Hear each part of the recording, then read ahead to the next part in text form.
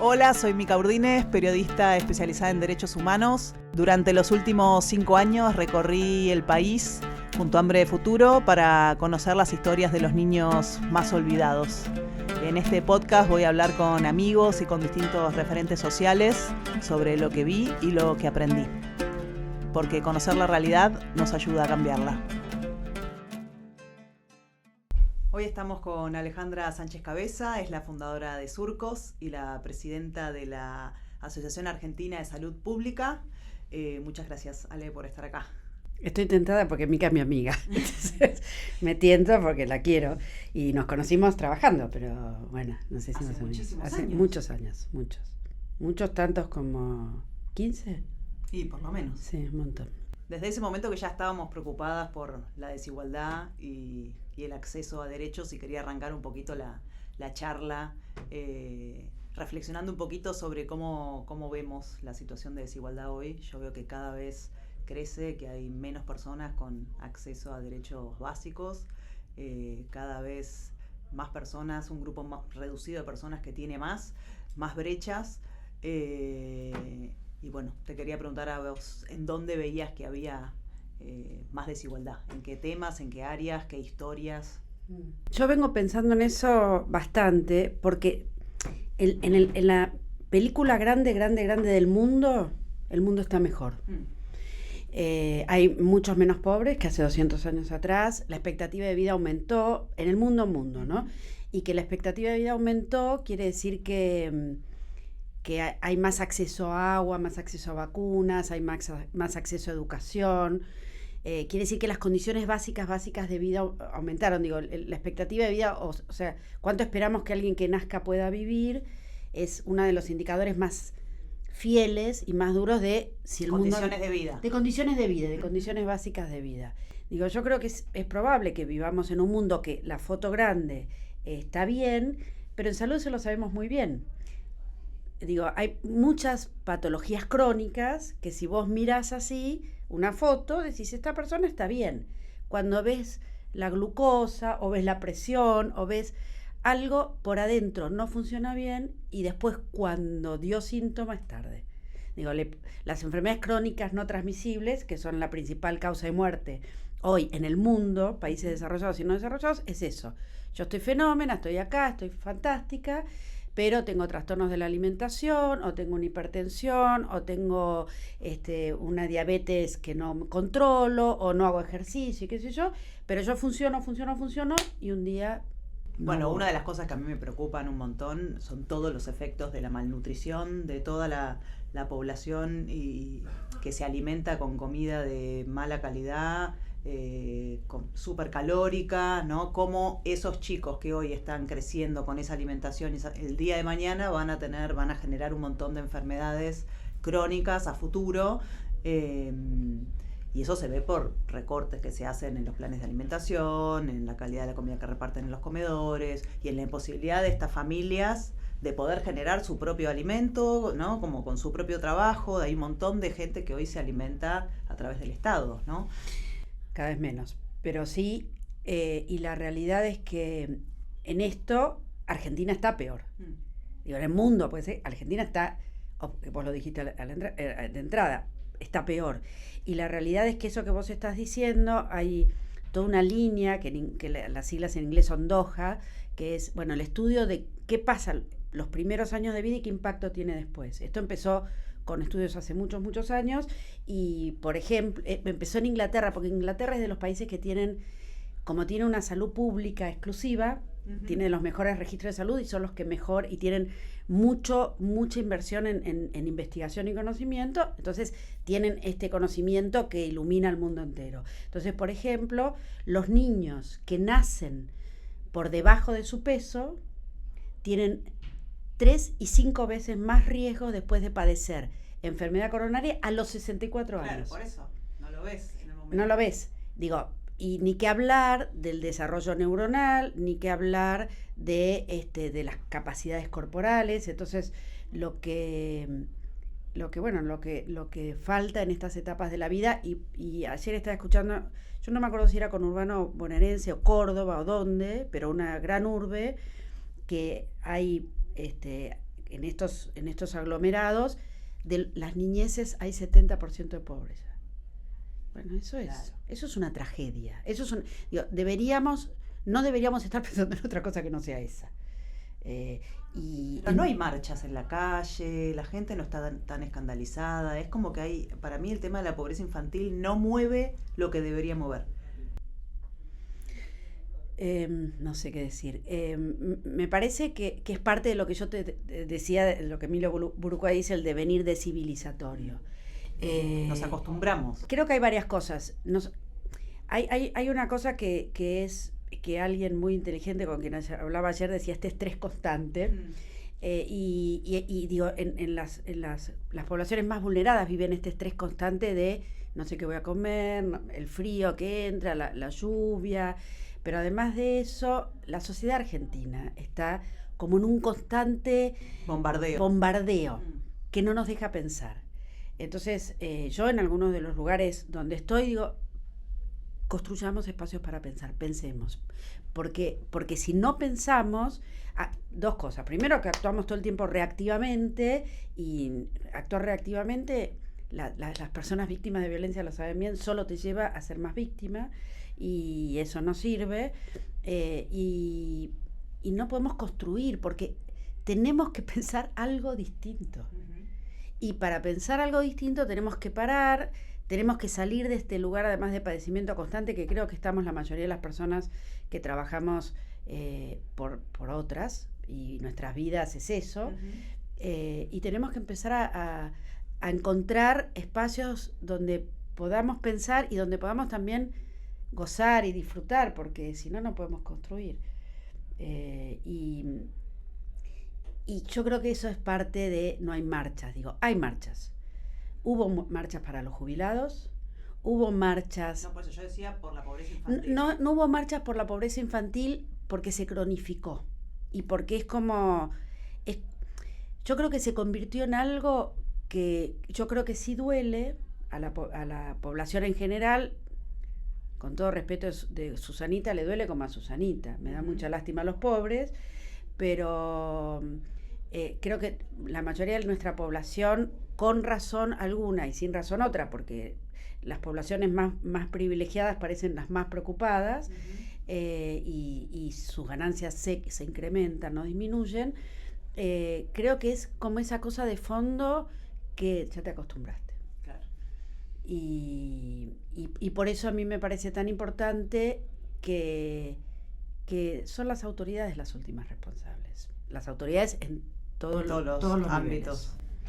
Otro de los temas que nos desvelan y que nosotros tratamos de trabajar mucho a través del diario y de Hambre de Futuro, son los prejuicios vinculados a las personas que viven en situación de pobreza y de vulnerabilidad, ¿no? Como que encima de que todo les cuesta más y que tienen una vida que están en preocupación constante, en estrés, sin acceso a derechos, ¿no? Como atravesando una pobreza multidimensional, encima tienen que cargar con un estigma y con unos prejuicios que les cierran más puertas, ¿no? Entonces son los que capaz no consiguen trabajo, los que los agarra la policía, violencia institucional, ¿no? Hay como un montón de otras violencias que se ejercen hacia esa población. Yo creo que tiene que ver con miedo, con distancias, con ignorancia. ¿Qué pensás vos? No, yo no soy la más indicada porque me enoja. Me enoja mucho y me duele mucho. Yo creo que, creo que es, no lo sé bien, tengo múltiples hipótesis al respecto. Yo creo que una parte es una estrategia de protección personal. Si yo pienso que es un vago, que en realidad está cómodo, que en realidad, y bueno, que se jorobe. Para desligarse de ese problema. Se lo merece. Digo, creo que en parte es eso, es una distancia, digo, en parte es eso, en parte es un pensamiento de población privilegiada. Yo personalmente no vengo de una familia de mucho dinero, pero vengo de una familia, digo, que pasó penurias económicas cuando yo era chica, pero que yo pude ir a un colegio, digo, no tuve que trabajar de chica, sí tuve que ir colada en el colectivo del tiempo porque no había plata para el pasaje, pero bueno, es una aventura al final, al final del día. Y entonces, y realmente yo hice mucho esfuerzo por estar donde estoy. Digo, mucho esfuerzo. Ayer en un evento hablaban y decían que en una residencia universitaria lloraban porque no podían estudiar. Yo cuando entré a la universidad me pasé todo el primer año llorando pensando que no iba a poder hacer. Lloraba, pero lloraba, sí, lloraba. Entonces yo puedo decir, bueno, yo me esforcé, pero yo lo logré porque me alimenté de chica. Porque había un contexto. Porque había un contexto, porque lo podía hacer. Entonces hay un pensador brasilero que dice, la cabeza piensa donde los pies pisan. Nadie puede comprender a otro si no comprende el lugar donde habita, qué sueños alimenta y qué maneras tiene de vivir y de morir. Y yo creo que es eso, cuando vos estás con una comunidad en Vía Guaraní, por empezar, digo, porque yo conocí muchas comunidades vulnerables. Las más pobres fueron los huichis y los, no sé cuál es tu experiencia, y los Vía Guaraní. Cuando vos vas y convivís, te das cuenta que además tienen unas cosas hermosas y que no son pobrecitos, qué estúpidos, no sé qué. Una cosmovisión increíble. Una cosmovisión, tienen una... Yo me acuerdo que además una de ellos, que creo que vos fuiste una vez a esa comunidad, sí fuiste, a esa comunidad, me miró así el cacique Santiago y me dijo, yo voy a hablar con usted el día que usted habla guaraní, que además guaraní a mí me encanta y es re difícil. Y yo lo primero que le dije, Santiago, estás muerto, porque no aprendí en toda mi vida a hablar inglés, me voy a hablar guaraní mucho más difícil. Y empezamos, y todas las reuniones eran en ronda colectiva. Y entonces yo hablaba con alguien y ese alguien traducía a todas las demás personas que hablaban castellano, algunas mejores, otras peores, otras no, pero que era una cosa de respeto que se hablara en su lengua. Y entonces yo les hablaba y entonces la persona que estaba al lado, acá, mujer o varón, lo que fuera, decía... Y otro decía... Y otro más allá decía... Se iban pasando. Y yo los miraba y decía, ¿de verdad ustedes escuchan? Porque hablan muy bajito, hablan muy suave y todas las decisiones son colectivas. Y es verdad. Entonces... Esos son los Vía Guaraníes. Sí, que están mucho más organizados que los huichis. No. Bueno, eso es los Vía. Pero cada una de estas comunidades tiene, sin romantizar tampoco, pero tiene cosas valiosas, como todo. Muy valiosas. Entonces vuelvo a lo mismo. ¿Qué es? Y creo que es desconocimiento, creo que es ignorancia, creo que nosotros tenemos clases altas brutas, y lo repito, me quiere escuchar, brutas. Creo que falta de sensibilidad, creo que es apuro, creo que es una necesidad de protección. El otro día un amigo mío muy querido que estaba dando una clase sobre derechos sexuales y reproductivos contaba un estudio que hizo la Fundación Huésped sobre discriminación a diversidades sexuales y lo que más les sentían en discriminación eran los silencios y los murmullos. Wow. Y es eso. Uno de mis hijos tiene un amigo que es morocho, y tiene portación de cara. Y bueno, y él 2x3 la policía lo para. Te voy a contar 2 situaciones. Una, cuando estábamos haciendo Redes Invisibles, que era otro proyecto que hicimos en 2019 después de Hambre Futuro, fuimos a grabar a Salta con un chico huichi a Misión Chaqueña. Él vivía acá, entonces viajamos todos para allá y después volvíamos con él para acá. En el aeropuerto pasó todo el equipo, él venía con nosotros y a él lo pararon. Nosotros le fuimos no, es aleatorio, paramos a cualquiera para revisar, y él, ¿qué nos dijo? Ya estoy acostumbrado, sí. No hagan problema, que me revisen la mochila, como ya está, me pasa siempre.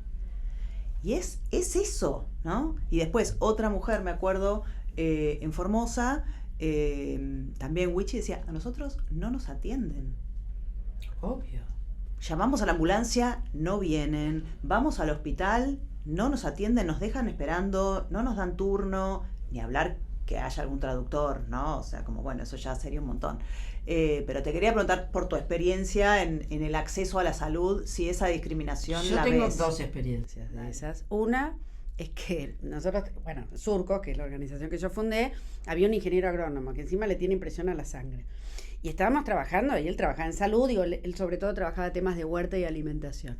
Estábamos en Chaco y teníamos que entrar al hospital fuera del horario de visita, a la sala, y eso, fuera del horario de visita. Entonces, él era todo... No, porque entonces yo le dije, Claudio, parate derecho, saca espalda y avanzá. Y es blanco, que viste, un señor que tiene... No, avanzó. Buenas tardes, doctor, le decían. Es eso, es plantarte. Es tener una cara y plantarte. Claro. Y otro cuento, por ejemplo, digo, de privilegio. Yo en un momento estábamos trabajando en Santa Cruz, hace varios años, cuando eran los volcanes, y no podíamos viajar, y yo necesitaba estar, porque yo hacía cosas de surcos, pero además atendía mi consultorio, entonces tenía que volver para mi consultorio. Entonces me tomé un ómnibus de, 38 horas, qué sé yo cuánto, y en la mitad, corte de ruta.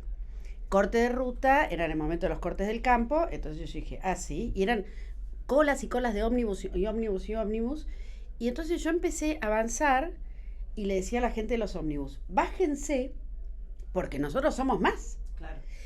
Y entonces llegué a la plaza y al corte, y entonces dije, necesito hablar con alguien. Empezaste. Sí, empecé a mandar, pero porque yo sé que puedo.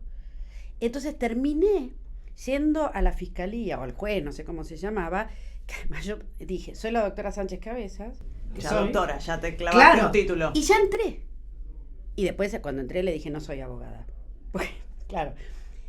Todo esto a tu amigo, a mi amigo, a otro amigo, a otra amiga, no le hubiera pasado, porque además saben que no lo pueden hacer. Eduardo Meréndez dice, llevan en su piel tatuada generación tras generación de fracaso y frustración. Entonces es eso, digo, y alguien que te sentás en un bar y no te dicen, no le vamos a dar nada, sino que te preguntan qué querés comer, nunca se puede imaginar lo que significa esa mochila enorme de tener sobre los hombros todo este prejuicio de las miradas. Tremendo. Bueno, otra cosa donde para mí es muy, muy visible, digamos, si bien está la discriminación invisible, ¿no? Como esto que vos decís que cargan, ahora yo estoy yendo a la cárcel los miércoles a dar un taller literario. ¿Qué caras ves en la cárcel? Pobres. ¿Personas de dónde vienen? El 100% de las personas que habitan en las cárceles son personas con contextos vulnerables. El 100%. Yo estoy convencida de que si vos o yo tenemos un accidente, matamos a alguien, no sé qué, no vamos presas. No. Entonces también hay una desigualdad en el acceso a todo, ¿no? A la justicia, a la salud, a la educación, ¿no? Como esa reproducción. A mí no me gusta hablar de poblaciones vulnerables, sino de poblaciones vulneradas. Uh-huh. Porque son vulneradas. Están vulneradas y nosotros los estamos vulnerando. No es que nacieron vulnerables. Digo, yo tengo 2 amigas con hijos Down, una hija y un hijo.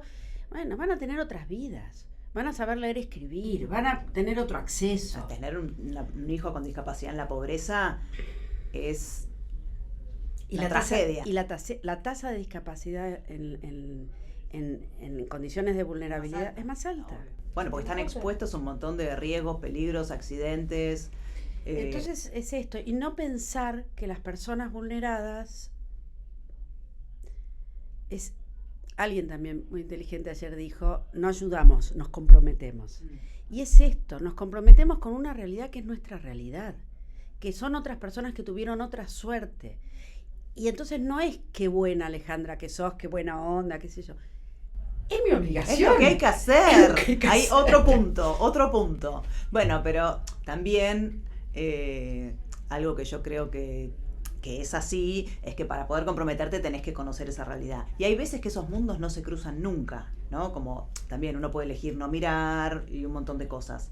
Pero digo, creo que uno siente esa responsabilidad cuando te cruzás con alguien o cuando conectás, cuando está este encuentro de humano a humano y te empezás a hacer estas preguntas y decís, che, ¿por qué no me tocó a mí y le tocó a esa persona? ¿No? Como, bueno, ahí decís, che, algo tengo que hacer. Yo creo que las niñeces pueden no darse cuenta. Las personas adultas nos hacemos las estúpidas. Yo no.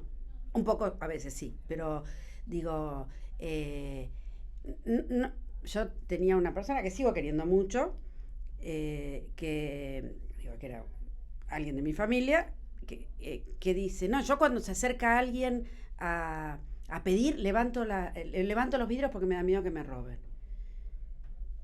Y bueno, y sí, ¿viste? Entonces, y yo prefiero que me roben, casi te diría, porque yo sé que en un punto tenemos que entender que les robamos su derecho a vivir, o sea, se los robamos. Y alguien dirá, yo no robé. Bueno, no, está bien, pero tuviste unos privilegios que naciste con eso, no hiciste nada para merecerlo. Entonces, no es porque yo tengo que pagar impuestos de esa gente que no sé, porque es así, porque hay gente que nació en condiciones de extrema necesidad sin merecerlo. Yo no hice nada para nacer donde nací, el espermatozoide de mi padre y el óvulo de mi madre se encontraron. Hay que tratar de achicar brechas y equilibrar un poco, ¿no? O sea, yo escucho a veces a algunos empresarios que dicen, no, el país está hecho pelota, pero a mí me va bárbaro. Bueno, entonces si el país está hecho pelota, vos no te está yendo bárbaro, por más que ganes un montón de plata, ¿no? Como que hay una responsabilidad general, ciudadana, de decir, che, para que estemos todos bárbaros tenemos que estar todos un poquito mejor, ¿no? Entonces... Porque hay algo de la calidad de la sociedad en la que vivimos. Digo, no es lo mismo vivir... Primero, que las cifras en salud, bueno, lo que yo hago en salud, las cifras en salud demuestran que en las poblaciones más desiguales hay más violencias, hay más muertes tempranas. Digo, no nos viene bien a nadie. A nadie le conviene que haya desigualdad. A nadie le conviene. Pero además hay una calidad de sociedad que no es lo mismo vivir en los países nórdicos, que son el ejemplo de todos, donde... que también es cierto que sus fábricas las tienen en otros países, pero eso es otra cosa, donde vos vas caminando por la calle y no, porque también tenés que hacer un esfuerzo para no ver a las niñeces en la calle, a no ver las madres en la calle, a no ver la gente viviendo en la calle, a no ver los trenes con gente colgada. Entonces, bueno, me parece que hay una calidad de sociedad que no está tan buena por más que vivas en un barrio cerrado y una vida en una burbuja.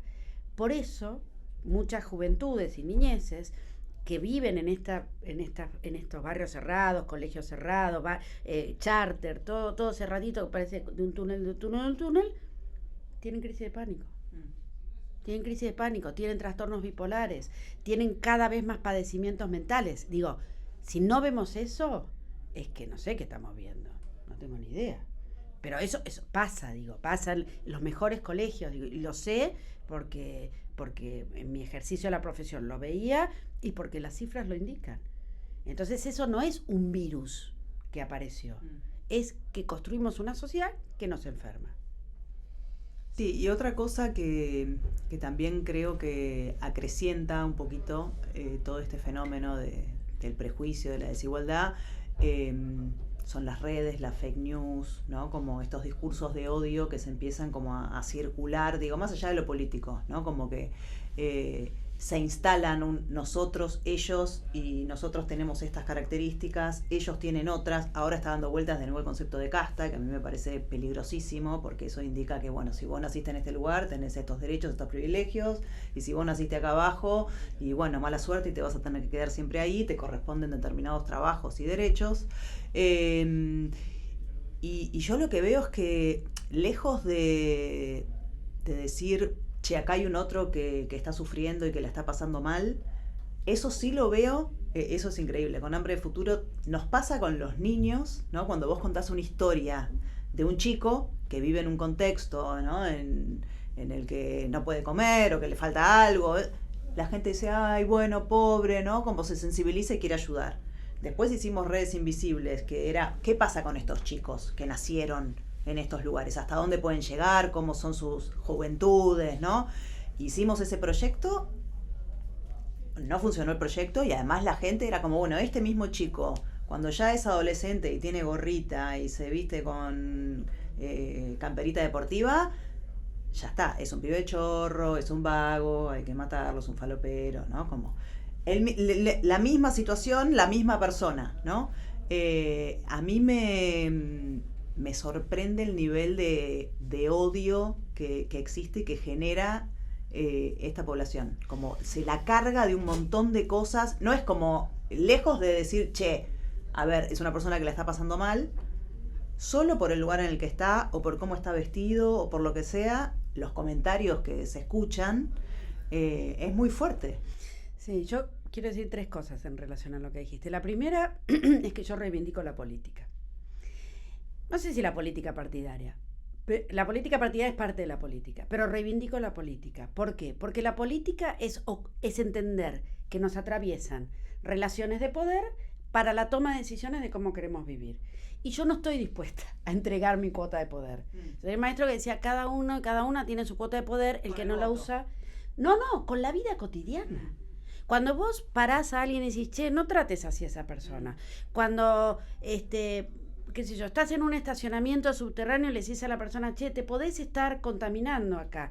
Cuando, digo, en las cosas cotidianas de la vida. El registro del otro. El registro del otro, el registro de sí mismo, el registro de tengo una ciudadanía, el registro de voy a defender mis derechos en la calle si es necesario. Digo, porque si no, es pensar que vivimos en una especie de limbo donde hay alguien que no sabemos quién es que toma las decisiones. Entonces yo reivindico la política, que es entender que la sociedad en la que vivimos hay distintos niveles de poder y que se toman decisiones sobre cómo queremos vivir. Yo, mujer, quiero tomar decisiones sobre mi vida y quiero que las mujeres podamos tomar decisiones sobre nuestras vidas. Entonces, en primer lugar, reivindico la política. En segundo lugar, hay yo tengo un amigo ex fiscal en la ciudad de Buenos Aires, que son esas personas que uno siempre quiere tener cerca y que te reconcilian con la humanidad, porque es una persona que cree en la justicia, que bueno, y que él además da clases en todo el mundo, y él dice que cuando él va a dar clases a jueces, a fuerzas de seguridad y bla, bla, bla, lo primero que hace muchas veces es decirle, dibujen un delincuente. Y lo dibujan como vos lo describís. Claro. Con lo cual ya son culpables antes de aparecer. Bueno, vayamos un poquito al tema salud. Me interesa, para que la gente pueda entender, en qué cosas hoy o qué situaciones hoy suceden de no acceso a la salud que no deberían pasar hoy en la Argentina. Algunas situaciones concretas. Situaciones concretas es que Argentina, 6 de cada 10 mujeres que tienen un hijo no querrían haberlo tenido y no tenían acceso a servicios buenos de salud sexual y reproductiva. Eso se fue mejorando, hoy hay cada vez menos acceso. En Argentina hay personas que tienen que transitar grandes trechos para acceder a la salud. Los servicios de salud están cada vez más sobrepasados de demanda y además hay cada vez peores sueldos, hay cada vez más malestar en las personas trabajadoras y además debemos abordar las personas que trabajamos en salud situaciones muy complejas para las cuales muchas veces no tenemos recursos. No tenemos recursos físicos, no tenemos insumos y no tenemos capacidades porque son problemas muy complejos. Y Argentina hay enormes desigualdades. Solo, para dar un ejemplo, yo ¿Estudiaste? Más que estudié me hice un machete, porque me olvido, pero me parece que hay cifras que son muy transparentes. Por ejemplo, me lo anoté acá, la mortalidad materna quiere decir cuántas mujeres se mueren en un momento de tener su parto. En Ciudad de Buenos Aires, que es el distrito más rico del país, se mueren 2.7 cada 10.000. O sea, hay 2.7 mujeres que se mueren en situación de parto en la Ciudad de Buenos Aires. En Santiago del Estero, 19. Claro, es un montón la diferencia. Es 19. Para que te des otra idea, en el impenetrable chaqueño, que vos lo conocés, la prevalencia de tuberculosis, o sea, la cantidad de gente tuberculosa es la misma que en África. Wow. Es dato, esto no es opinión, es dato. En la mortalidad infantil, o sea, ¿cuánto mueren los niños? En Neuquén, para no hablar de Ciudad de Buenos Aires, en Neuquén se mueren cada 1.000 niños 3.7, o sea, 4, pongamos. En Corrientes, 9. Entonces, bueno, es esto es todo, porque las muertes engloba todo. Pero, por ejemplo... Sí, calidad de vida. Claro, pero, por ejemplo, hay 4 distritos, si nosotros ponemos provincias, ¿cuántos gastan más en salud y cuánto gastan menos por habitante? Los 4 distritos que gastan más salud comparado con los 4 que gastan menos, gastan 4 veces más en salud por cada persona. Bueno, eso marca la diferencia. Y mientras tanto, yo sé que están muy denostados. Yo hace 25 años que recorro el país y conozco todo el país, desde Jujuy hasta Tierra del Fuego, desde Hipólito Yrigoyen, que es la ciudad más de este lado, no sé cómo se dice, del país, hasta la más cordillerana. Y yo, las cosas que he visto de gente trabajando en los sistemas de salud, me emociona, digo, lo digo ahora y me emociona, porque yo no sería capaz de hacer lo que hacen esas personas. Entonces, sí, está bien, a veces son malos, a veces no tratan bien, a veces están quemados, pero en Argentina hay muchos héroes y heroínas. La última, ¿qué te da esperanza? Esa gente. Esa gente y que estar acá. Bueno, muchísimas gracias por venir. A vos. Me damos un beso y nos decimos chao.